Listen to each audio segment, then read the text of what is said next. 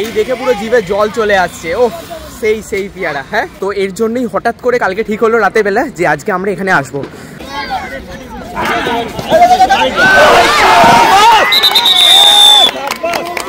অনেক বছর পর আলু কাবলি খেতে যাচ্ছি, তারপরে স্কুলের সামনে। তো এখানে আজকে কবাডি খেলা আছে, ওটা খেয়ে একদম পুরো জিভ দিয়ে লাল বেরোচ্ছে। এত টক ছিল, হেভি ছিল, আর প্রচণ্ড রোদ।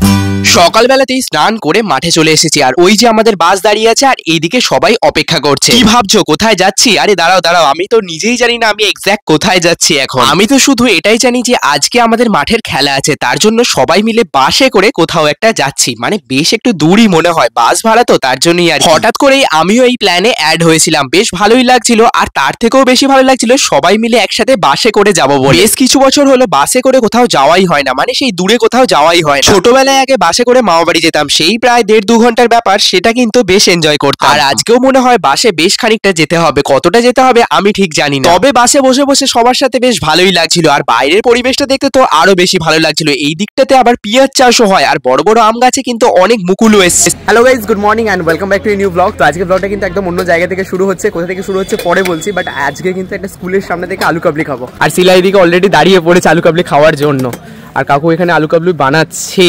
না, আমাদের জন্য এখনো বানানো হয়নি, বাট বানানো হবে খুব তাড়াতাড়ি। আমার হাতে এখন আলু কাবলি চলে এসেছে, আর শিলাই দিকে অপেক্ষা করছে নাকি। আর এই ভাইরাও আমার ভিডিও দেখে, প্রথমে বলতে পারছিল না, তো প্রথমে তো বলতেই পারছিল না যে কি করে, তো তারপরে রুহির কথা বললো, তো তখন আমি বললাম না তাহলে ভিডিও দেখে। ঠিক তো, দেখিস ভিডিও? আচ্ছা, যাক, এবার দেখি অনেক বছর পর আলু কাবলি খেতে যাচ্ছি, তারপরে স্কুলের সামনে। স্কুলটা পরে দেখাচ্ছি। কেমন হয়েছে শিলা? বাম্পার হয়েছে। আচ্ছা, দেখি আমি ট্রাই করি এবার। আলু কাবলি ট্রাই করছি, আর অনেক বছর পর দেখি ট্রাই করি। বেশি করে নিয়েছি, একটু কম করে নিই। কেমন লাগছে? ঝালটা কম হয়েছে না একটু? দাও একটু খাই।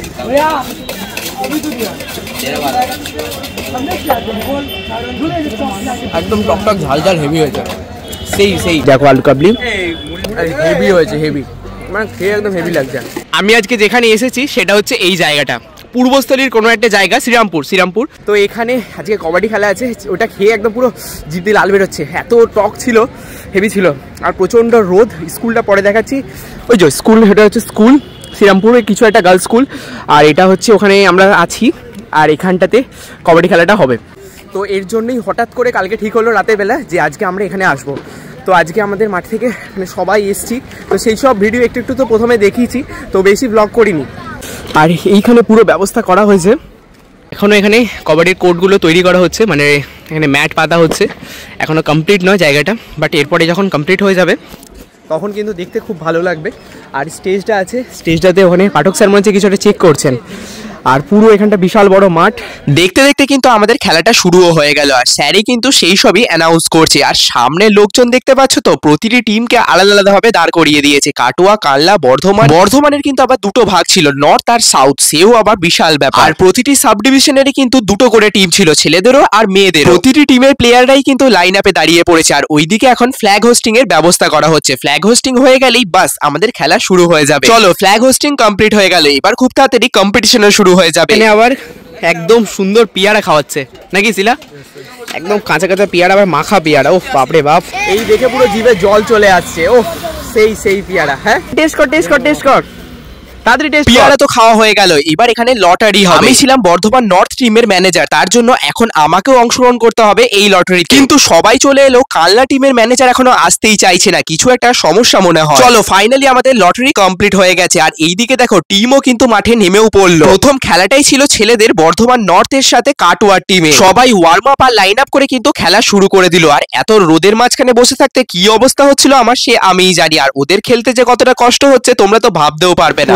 রোদ, আর এখানে বসে বসে খেলা দেখছি। আর এই সামনের টিমটা কিন্তু আমাদেরই মাঠের, না এই সামনেরটা না, ওই দিকেরটা, এটা তো কাটোয়ার টিম। তবে আমাদের বর্ধমান নর্থের টিমটা কিন্তু বেশ ভালোই খেলছে, খুবই ভালো খেলছে যাকে বলে। তবে এই রোদের মধ্যে খেলতে বেশ কষ্টই হচ্ছে, উপরটাতে যদি একটা ছাউনি থাকতো খুব ভালো হতো, আর রোদে বসে বসে আমাদের খেলা দেখতে তো আরো বেশি কষ্ট হচ্ছে। এই দেখো, গল্প করতে করতে আরেক পয়েন্ট হয়েও গেল বর্ধমান নর্থের। এই দেখো, আরো একজনকে ধরে নিয়েছে বর্ধমান নর্থ, কিন্তু কাটোয়াকে হারিয়ে ফাইনালেও চলে গেছে। আর এইদিকে আমরা এখন খেতে চলে এসেছিলাম, মানে খিদেও তো পেয়েছে, একটা খেলা শেষ হলো, একটু ভাবলাম খেয়েই যায়। পাশে এই দোকানটা ছিল, আশেপাশে কিন্তু কোনো দোকান ছিল না, একটা দোকান ছাড়া। আর দোকানটার কাকুর ব্যবহার কিন্তু বেশ ভালোই লাগলো। চলো এবার সেকেন্ড খেলাটা শুরু হচ্ছে। সেকেন্ড খেলাটা কিন্তু বর্ধমান সাউথের সাথে কালনা, আর এই খেলাতে কিন্তু বেশ কিছু ফটোশুটও হয়েছিল। এটা হচ্ছে বর্ধমানের টিম আর এটা হচ্ছে কালনা, আর এই খেলাটাই কিন্তু কালনা জিতে গেছিল খেলাটা, আর আমি ভিডিও করি। এরপরে মেয়েদের খেলা শুরু হয়ে গেছিল বর্ধমানের সাথে কাটোয়ার, যেরকম ছেলেদের হয়েছিল ঠিক সেরকম মেয়েদের। আর আমি তো এই প্রথমবার কবাডিতে টস হতে দেখছিলাম, এর আগে আমি তো ক্রিকেটেই টস হতে দেখেছি, এই প্রথমবার কবাডিতেও দেখছি টস হতে। আর এই টসে কিন্তু বর্ধমান নর্থ জিতে গেছিল। যেহেতু টস আমরাই জিতেছি, আমার তো দেখে বেশ ভালোই লাগছিল। আর এরা তো এদিকে ওয়ার্ম আপও শুরু করে দিয়েছে। এরপরে স্যার আমাকে আরো একটা বড় দায়িত্ব দিয়ে দিয়েছিল, সার্টিফিকেট লেখা। সে কি ঝামেলা, বিশাল ব্যাপার। ওইদিকে খেলা চলছে আর এইদিকে আমরা কাজ করছি, কিছু দেখতেই পাচ্ছি না আর কিছু ভিডিও করতে পাচ্ছি না। কি আর বলি, এখানে তো আমি সার্টিফিকেট লিখতেই ব্যস্ত। এরই মাঝে কিন্তু বর্ধমান নর্থ আর বর্ধমান সাউথ দুজনেই কিন্তু ফাইনালে উঠে গেছিল, মানে দুটোই কিন্তু আমাদের মাঠের। মেয়েদের খেলাতে কিন্তু কাটোয়া কালনা দুজনেই হেরে গেছিল, আর বর্ধমানের দুটো টিমই কিন্তু ফাইনালে উঠেছিল আর বেশ ভালো খেলছিল। একে তো আজকে সারাদিন প্রচুর ফোন আসছে, তার উপর আমার ফোনের মেমোরি শেষ, ভিডিও করব কি করে রে বাবা। ট্রফিগুলো দেখে কিন্তু বেশ ভালো লাগছিল। এর মধ্যে থেকে 3টে ট্রফি তো আমাদের মাঠে যাচ্ছেই যাচ্ছে, একদম পুরো শিওর। মেয়েদের টিমের দুটো ট্রফি কিন্তু আমাদের মাঠে যাবে।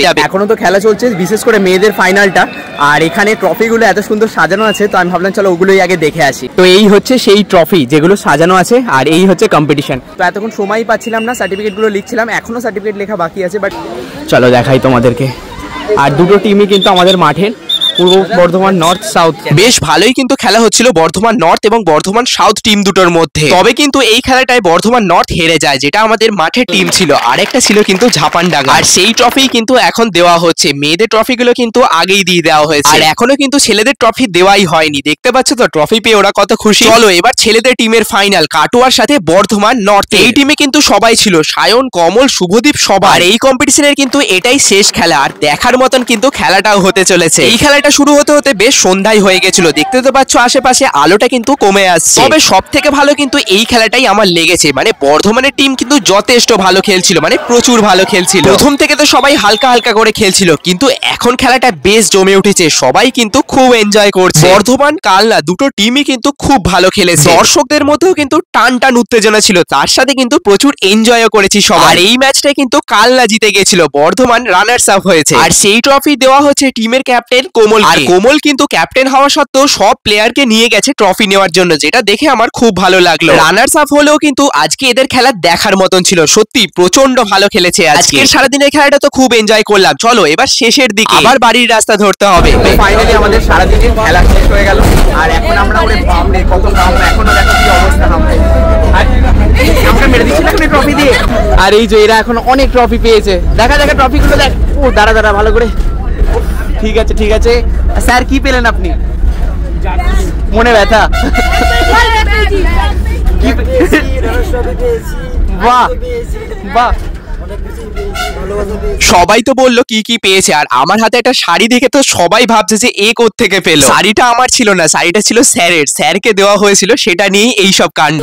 আর আজকে সারাদিন কিন্তু প্রচন্ড মজা হয়েছে, এখনো প্রায় আধ ঘন্টা থেকে 45 মিনিট মজা করবো আমরা। এখানে সবাই বসে আছে।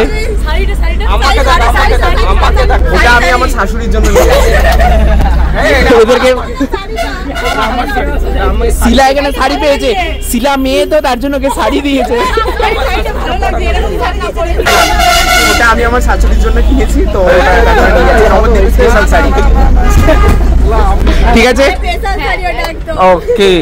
বাড়ি চলে এলাম আর প্রচন্ড মজা করলাম, বাসে তো বিশেষ করে প্রচন্ড মজা করলাম। আর বাড়ি আসতেই মা আমাকে মুখে প্রসাদ ঢুকিয়ে দিল। আজকে অমাবস্যা আছে, তো তার জন্য মা পুজো দিতে গেছিল। এত সেজে গুজে শাড়ি পরে কি ব্যাপার? সাজিনি, আমি শুধু শাড়িটাই পরেছি। মা পুজো দিতে গিয়েছিল বলে ভালো করে সেজে গুজে দিয়ে।